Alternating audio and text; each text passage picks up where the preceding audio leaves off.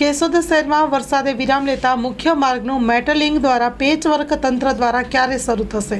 કેશોદ શહેર તાલુકા ચોમાસામાં સરેરાશ 70 ઇંચ જેટલો વરસાદ પડ્યો છે। ઠેર ઠેર પાણી ભરાઈ જવાથી રોડ રસ્તાઓની હાલત બિસ્માર બની ગયેલ છે।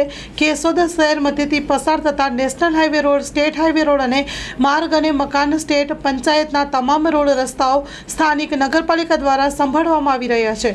વરસાદ વિરામ લેતા ભારે વરસાદને કારણે ડેમેજ થયેલ રસ્તાઓ સત્વરે રિપેર કરવા અને પેચવર્ક કરવાની પ્રાથમિક જરૂરિયાત ઊભી થઈ છે। કેશોદ શહેરમાં મુખ્ય માર્ગો પર આવેલા બહુમાળી બિલ્ડિંગોના વરસાદી પાણીના ભૂંગળાઓ મારફતે પાણી પડવાથી મસમોટા ખાડાઓ પડી ગયા છે।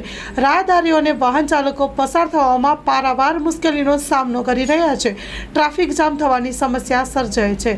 Story report by Jagdish Yadav, Junagadh. અહીં અમૃતનગર રોડ ઉપર પુષ્કળ ખાડા જોવા મળે છે અને 2 દિવસથી વરસાદ પણ બંધ રહી ગયો છતાં તંત્ર ખાડા નથી પૂરતા। અહીં એટલી હોસ્પિટલો આવેલ છે અને ટ્રાફિક પણ એવડો રહે છે, છતાં તંત્ર બેપરવાહ લાપરવાહ છે। માટે જલ્દી તંત્ર આના માટે જાગૃત થાય એવી અપેક્ષા।